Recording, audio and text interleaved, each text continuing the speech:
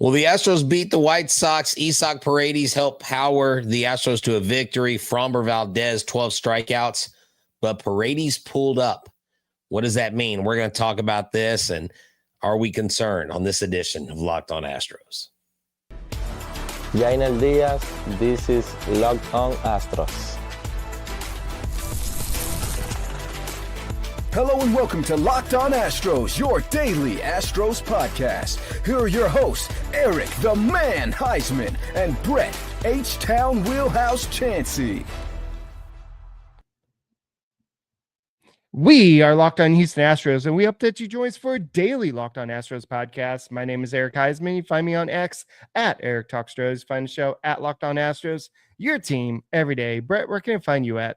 They can find me at H-Town Wheelhouse on X, Instagram, and TikTok. They can find me at Stros411 on X and on Facebook, and at Wheelhouse Media Company on YouTube, and pretty much everywhere on social media. Just look up H-Town Wheelhouse. You know me, I'm always positive, always Stros. Hey guys, thank you for making Locked On Astros podcast your first listen every day, whether it's on YouTube. Go ahead, subscribe to us, make us first listen. Apple, Odyssey, Spotify, wherever you listen to your podcast, go and check us out. Today's episode is brought to you by FanDuel. Right now, new customers can get $200 in bonus bets when your first $5 bet wins. So guys, we appreciate everybody that's helped us get to 14,000 subscribers. Brett and I have been doing this for a total of 16 years combined.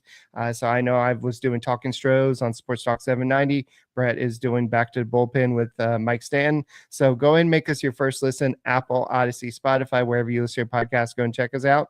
The big story today, yes, the Astros won. Yes, they are up in the AL West at a season high. But the big story today is Isaac Paredes. What's going on with him? We'll talk about that. We'll talk about Framber Valdez. He had a lot of strikeouts, but also a lot of pitches. And also we'll talk about the Astros having the second best home record in the American League. So, Brett, a lot to talk about. I know everybody wants to talk about Framber Valdez, but right now, all the focus really needs to be on what's going on with Isaac Paredes. Yeah, so all of the locker room reporters are telling us, Brian McTaggart, beat writer for the Astros, he left with a hamstring injury. We know that. He will be evaluated tomorrow. Joe Espada said that Paredes told him that he wanted to play tomorrow.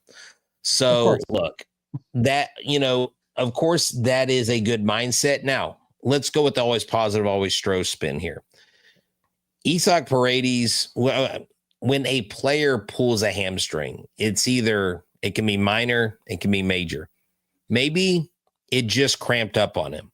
And that's what I'm hoping what happened. But what Paredes needs, someone said pickle juice earlier, what he actually needs is he needs rest. And so you put Mauricio Dubon over there. Don't put Cam Smith at third. Keep him in right field.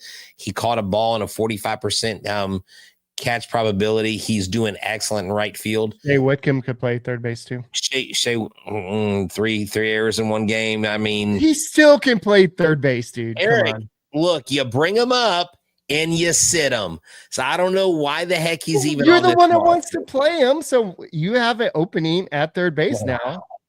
Or if you put Dubon at second or third base, then you have an opening at second base. Okay, now. Put Whitcomb at second. I'd rather Whitcomb be at second than third base because I like Altuve's leaping catch. That was fun. But Isaac Paredes, man, this guy has been the leader offensively. 15 home runs on the season. Has really just played his guts out. I mean, when nobody else was hitting, he was hitting. And someone said, I wonder where the Astros would be without Isaac Paredes. And of course, someone retweeted them and said, we're about to find out. So you hope that it's a short-term thing, but I just hope the Astros get it right. I hope they don't say it's an elbow contusion when it's a pulled hamstring. I mean, it doesn't seem they know a fracture from a sprain. I'm just saying, I mean, these doctors, I mean, are they blind? What are they doing? I mean, are they hiring kids from the local community college to diagnose these injuries? I mean, freaking get it right. Rest him. Don't let him play and get him back on the damn field. Yeah. So Paredes hit a ball that I think is still trying to land. It was a blast today. It was the only home run of the day, but you had another 4 doubles today, and the Astros won today 4-2. We'll talk a little bit more about that. But Paredes, there's going to be a little fallout if he does end up missing some time. And you bring up a good point. What do you do? Yes, he wants to play tomorrow. But what do you do as an organization? This is a guy that has been your home run leader. I think he's your RBI leader. He's been a big part of your offense throughout the year, him and Jeremy Pena. I know Altuve is starting to come on a little bit more recently. But what do you do? What's the smart thing to do? Are you looking for short-term success and bringing him back early? Or are you looking at the long-term goal? And that's going back to the playoffs. Oh, yeah. And not just going to the playoffs like they did last year. They want to go deep into the playoffs. And so I think while Paredes, yeah, sure. He wanted to stay in today's game. He did not want to go down to the locker room. He was like, no, I'm good. But that's the kind of guy you want on your team, Eric. You want a guy like that, right? And I think sometimes that's why some of these major league players or professional players don't tell the coaches when they're exactly hurting, or they tell them, "Oh yeah, I'm good, coach, I'm good." And so you want that mentality, but obviously I'm being a little playful, and I don't think that they're going to misdiagnose it as an elbow contusion. I'm totally kind of going off the frustration of this fan base, right, Eric. But here's the thing. Let's say that it is a major strain. Let's say that he is out 3 to 6 weeks. Do they all of a sudden start going, okay, Cardinals, there's a guy you have on your team playing third base, Nolan Arenado, we need someone right now. I don't know that they go to that extreme. I think they work the inside, someone within the organization, but it does make you wonder, like, okay, does that change what they are looking for at the trade deadline? Let's hope that that's the worst case scenario. Best case scenario, 3 to 5 games. Let them have off. Let them have off for the Twin Series. And then because they got 19 games in 20 days, I think, or something like that. It's insane. Yeah. And it's like you said, it's what's best for the team, what's best for the long-term success. And I think that not rushing him back, getting him on the bike, just seeing how he really feels. And I think the biggest thing is going to be, how does he feel in the morning? Because he pulled up running to the base, and he was limping running to first base. So he probably could have beat that play. But apparently, Brett, I said 4-2 when it was actually 4-3. I forgot about that Josh Hader run, and somebody said I need to wake up. So I said, forgive me. For making Eric, you need to. How dare you get numbers wrong? You're a math guy. Come on, man. Yeah. But, I forgot about Josh Hader's first home run since 2022 to a left-handed hitter in the 9th inning. He's still perfect 18 for 18 and saves. But I'm sorry if I forgot about that extra run there. So, whatever. Hey, yeah. Hopefully they're joking. You're welcome to start your own podcast. Yeah. So Paredes, I know that Joe Spada seems to think that maybe it's not a big deal, or maybe it is a big deal. I don't know if we really know what's going on, but tomorrow is going to be a big key. And I think how he feels tomorrow, I think that have Dubon play third base, have Wickham play third base, whoever you want. Don't put Paredes out there. He's going to beg. He's going to come in and say, Skip, I'm ready. I'm ready. Just remember what happened at Alvarez. He wanted to come back and too soon, and now he's out for a little bit longer time. So be smart, do the right thing, and we'll go ahead and kind of move away from this, because at this point we don't really know what's going on with Isaac Paredes. We just know that the Astros can't survive long term without his bat, with the way they've been struggling. So guys, thank you for making Locked On Astros podcast your first listen every day. Go ahead and subscribe to us, make his first listen Apple, Odyssey, Spotify, wherever you listen to podcasts. Go and check us out.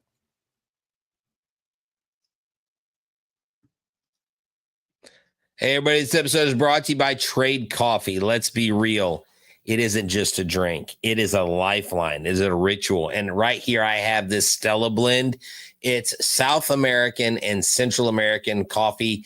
It's cherry, bittersweet chocolate, caramel. The smell is decadent. I'm telling you, this is the coffee that I've been drinking since I got this bag in my mailbox, and it comes from Trade Coffee. It's the #1 coffee destination in the U.S., delivering fresh, incredible coffee from over 50 of the country's top roasters. Whether you're a cold brew fan or a pour over purist, they've got the roast that you will love. And what happened is I took a trade quiz. It only took a minute. The first bag was sent to me, and it was spot on. Now, if for some reason you don't like the coffee, they'll let you exchange it for something different. But the flavor, the experience is on level. Right now, Trade is exclusively offering our customers 50% off your 1-month trial at drinktrade.com/lockedonmlb. That's TRADE.com/lockedonmlb for 50% off your 1-month trial. Smell and taste the difference.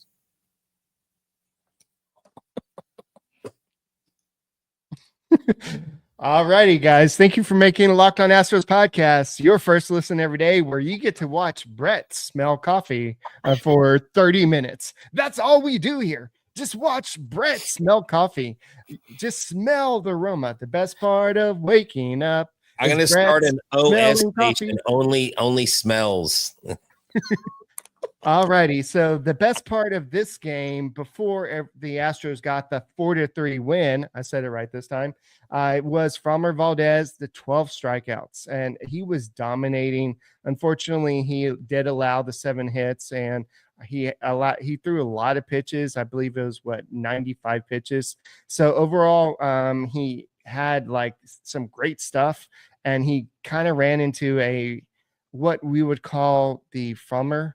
I don't want just to where he almost got unraveled in the 5th inning. Let's just say the nice way to say it, but he almost Framberized himself. Yes. Okay, there you go. He put it together. He got the final out with, I think it was Lewis Robert at the plate, and it was a deep fly ball to Jake Myers in center field, but still only 1 run scored that inning, only 2 runs scored to that point. And so it was 5 innings, 12 strikeouts, 1 walk, and his ERA on the season is 3.10. I mean, Eric, in June, he has 23 strikeouts in 2 starts. I mean, 23 strikeouts in 12 innings. I mean, this guy is pitching like he wants to be the leader in the Cy Young race. You know, his highest strikeout total was 9. And he's done up to that point. And so I can't right now with you, Eric. But I absolutely love Framber doing this. And here is why I think a win like this is important. When they went to Chicago, they lost 2 of 3. Okay. When you have Framber Valdez up there, and you have a guy like Ryan Gusto who's been struggling, and both of those guys who are 2 different ends of the pitching spectrum, both get a victory over a bad team that you've struggled to beat, I think that goes for a lot of confidence going forward. Because right now, Eric, I really think an arm is something that the Astros are going to need at the trade deadline, because you've got Hunter Brown and you got Framber Valdez, and just as the sun comes up in the morning, Framber and Hunter are going to deliver. Now, Lance McCullers, a little bit more of a question mark, understandable. The other 3, you don't know. You know the potential that Walter, that Gordon, and that Gusto have, but they're not going to be your number 1 or number 2 type performer. So it's good that 2 different pitchers on 2 different sides of the rotation have success against a team that you struggled against. So I like seeing that. It's just one of those things where, 12 strikeouts is just a dominant performance. Corbin texted me earlier. He said, I sense a 15 strikeout game coming, and he almost did. I mean, he probably could have, gotten 16 or 17, but a couple of the guys got hits. Cam Smith made a lot of really cool catches today. Altuve made a cool catch. So when they hit the ball, he had a defense behind them. Right. And so I think that what you saw today was Framber kind of, at one point he was dominating. At the other point, he was kind of reverting to kind of his old self at times. but we saw the two sides merge to become somebody that's going to cost the Astros or some team a lot of money. And I really think at this point, he's probably outpriced himself for the Houston Astros, and he's probably going to go somewhere else.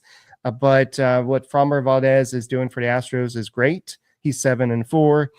He is, like you said, the co-ace with Hunter Brown, and these guys are consistent, especially Spencer Arrighetti. I think he's going to be the next co-ace with Hunter Brown, but he's not going to be coming back until later in the season. So I think that right now they need Framber Valdez. They need him to maybe go a little bit deeper in the game, but you had to like his stuff today. What he was doing was just dynamic.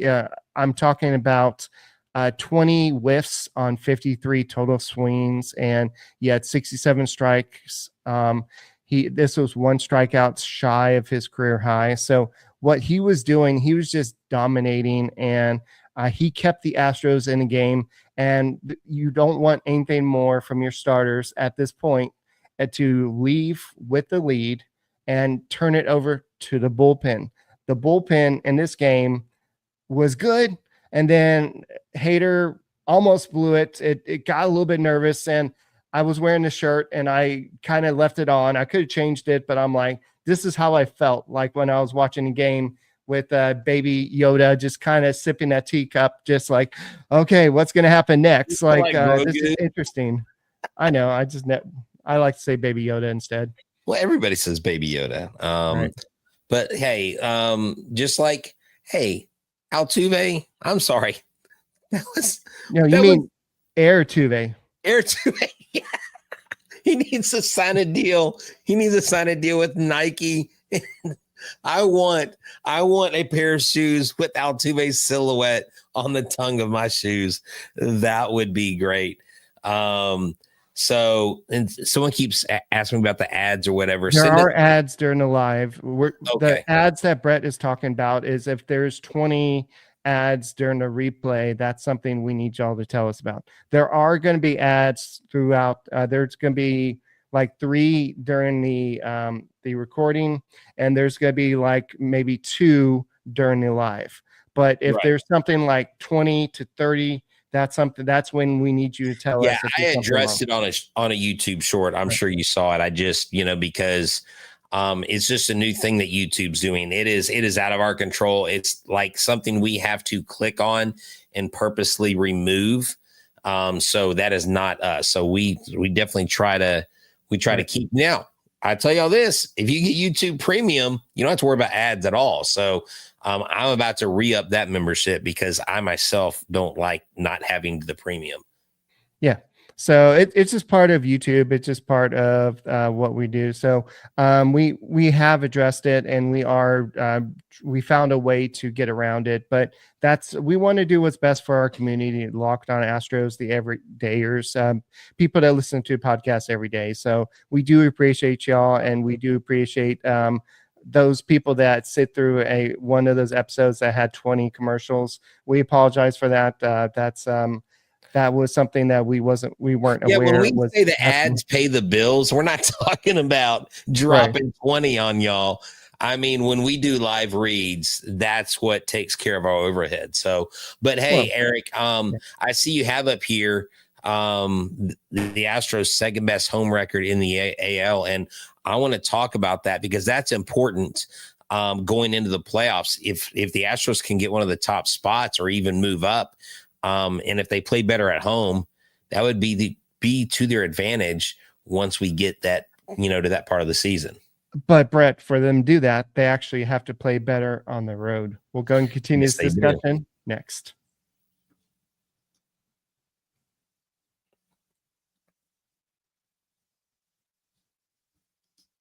Hey everybody, this episode is brought to you by FanDuel. FanDuel is America's #1 sportsbook. Thank y'all for checking us out. And the NBA playoffs, we know, are in full swing. Game 4 is coming up. Can't miss moments, momentum shifts, highlight-worthy performances. Who is going to be hot? Who is not going to be hot?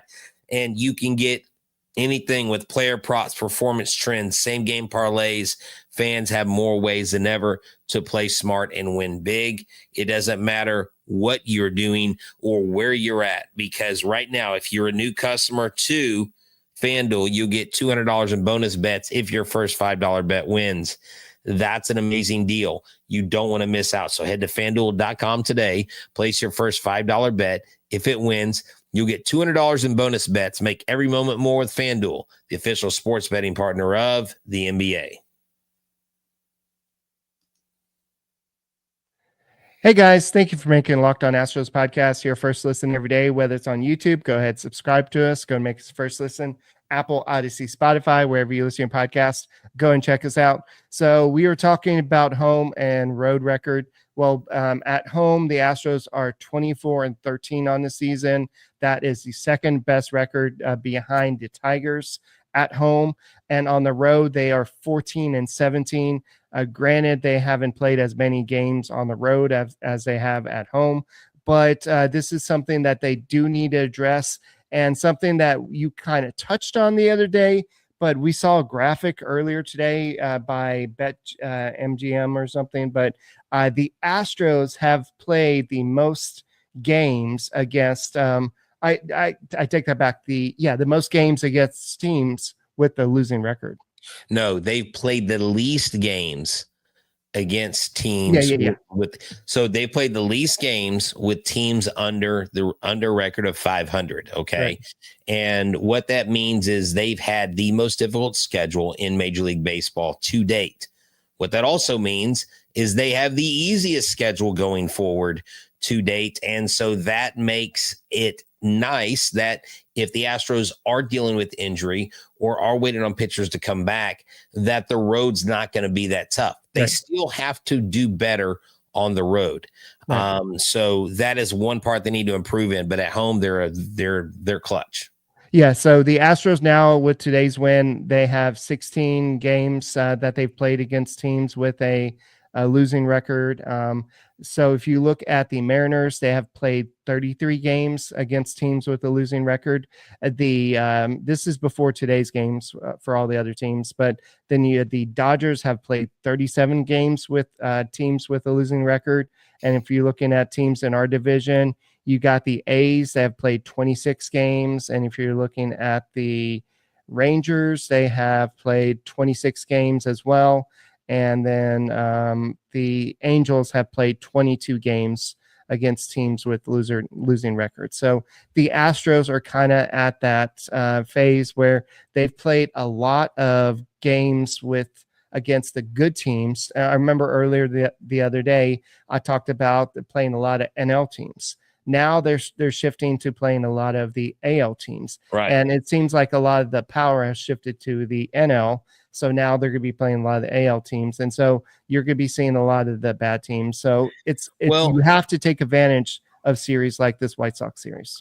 Yeah, you do. But at the end of this month, the last 6 games are against the Phillies and the Cubs. Right. And so but both of those are at home. That's the tribute video, the tribute game to Kyle Tucker. King I Tuck? believe, King Tuck. Well, I believe he's no longer King Tuck. It's King Altuve. There's only one King of Houston. Okay. He's gone. He's no longer King Tuck. What do you say? What do you call him? You call him former Mr. President. So what do you call him? Former You call him Kyle Tucker, former Houston Astro. He's no longer a king. He's not in an Astros uniform. I do not give the king title to a former player. I'm sorry. I mean, come on, man. Let's not muddy the water here, my friend.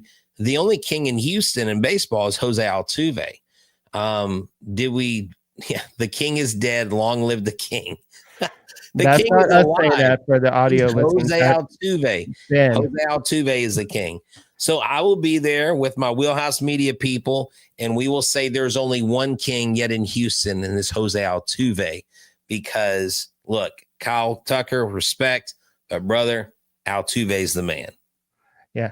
So if you're looking at if I'm looking at all the opponents the Astros have played against, the A's losing record, The White Sox losing record. The Reds are a good team. The Guardians, good team. The Tigers, a good team.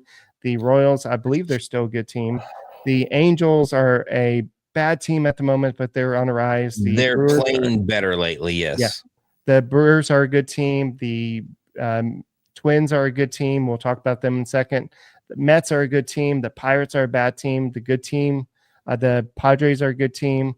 The Mariners are, at the time we played them, they're a good team. The Mariners are doing Mariner things. See them sink. You got to love that.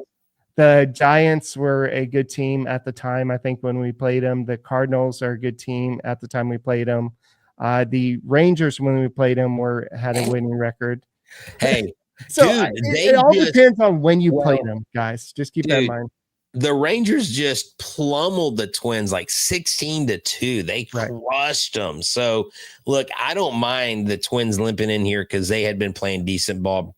Buxton's having a great year, but I don't know much in the way of scouting. 16-3, Brett. Come on. Well, don't forget about that third run, Brett. Well, it's just like,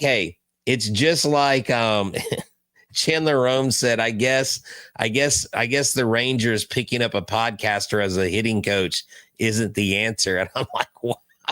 He called Brett Boone a podcaster, not a former major league player. I was like, wow, that's harsh, because now that Chandler Rome's a podcaster, I mean, he's kind of putting himself on that level too. Well, maybe he could become a hitting coach, maybe a pitching coach. What do you think Chandler Rome would be good at? Chandler Rome would be probably mental coach. A mental. You like Morgan Insberg? He used to be a mental coach in the minor league. No. Chandler Rome is the guy that when you've got to send a guy down, Chandler Rome's the guy that talks to him because he has no emotion. He's just like, you're going down. He's like, Eric, we've called you in. We appreciate your service. Here's the number for our travel secretary. You're going to be going to Sugarland. Actually, you probably just need an Uber. You can drive. See you later. I mean, that's basically what would happen. So anyways, the Houston Astros, if they can work through the American League, okay, we know they can beat the Tigers. The Yankees, I want to see them against the Yankees because they have the highest team OPS. We know they can beat the Tigers? We've already beat the Tigers.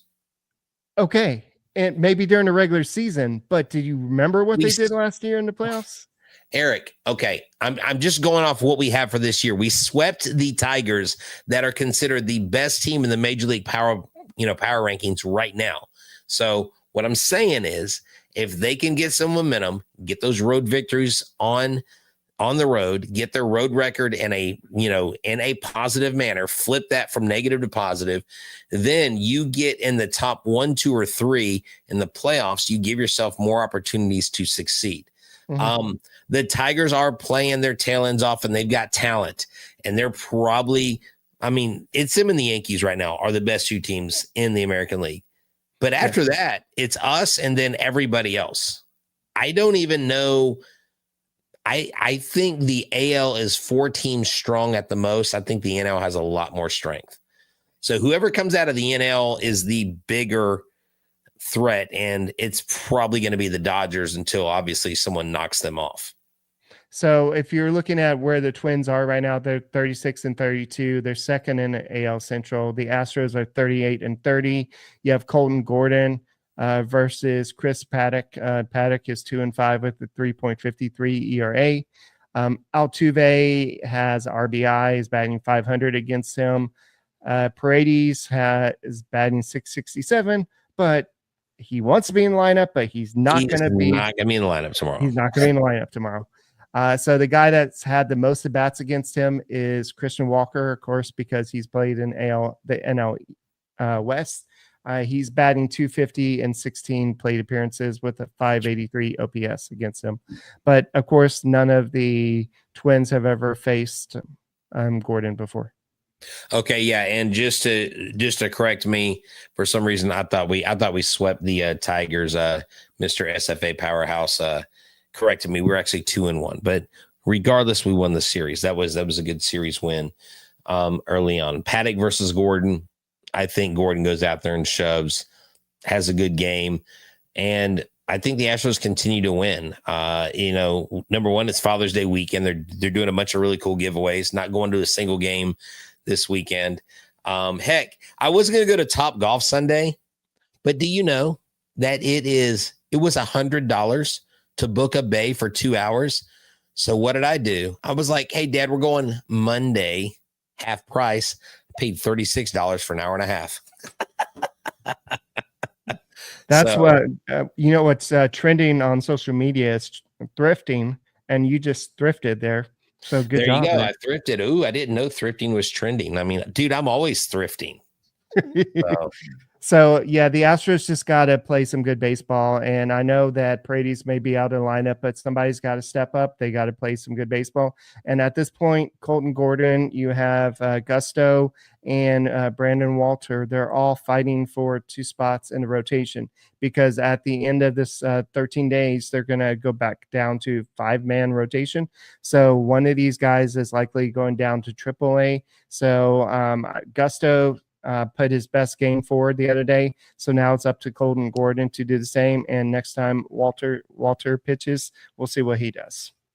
Yeah, definitely. Look, it should be a good weekend series. If you get a chance to take Dad out to the ballpark, they do have the new hats that are commemorating the 20th anniversary of the first World Series. They have a pin, a blip on the hat that actually is a replica of the pin they gave to the media that says first World Series. And they apparently Major League Baseball does that for every team that makes it. The Mariners have yet to be in a World Series.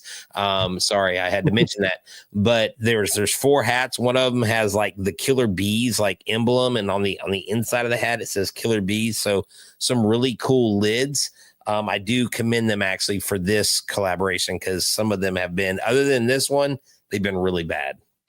All right. I want to take a second as Father's Day approaches to say thank you to all the fathers out there for everything you do for your kids. Thank you to my dad, Roland, for everything throughout my whole life, and to my stepdad, Dennis. I hope you get better. He just had surgery recently. So, but to all the other fathers that have influenced me throughout their life, just all the men out there, hopefully you have a great day and your kids do something nice for you. And same to you, Brett. Yeah, man. Thanks. You know what? I'm glad I could have an influence on your life, Eric. But seriously, no, listen, man, thanks to my dad. Both of my grandfathers have passed away, but they were amazing men. And I can't tell you that there's not a day goes by that I don't wake up and I'm not thankful for the best title that I have on this planet. And that's being father and grandfather to my 2 kids and my grandson, Avon. So Emmeline and Samuel, super proud of them, super proud of Avon. So definitely make sure you do something for your dad. If he's passed on, do something. Maybe go out and play catch. Maybe do something that you did, with him to like bring up that memory. Talk about it, share those moments, because you know what?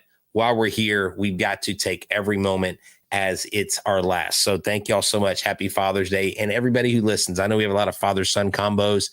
I know we have a lot of children that watch for their dads. Happy Father's Day to you, gentlemen. Thank y'all for being leaders in the home.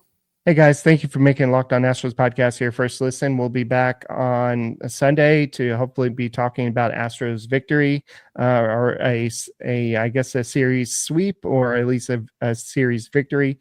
But my name is Eric Huysman. He is Brett Chancey. We will see you later. Go Stros. I almost missed it.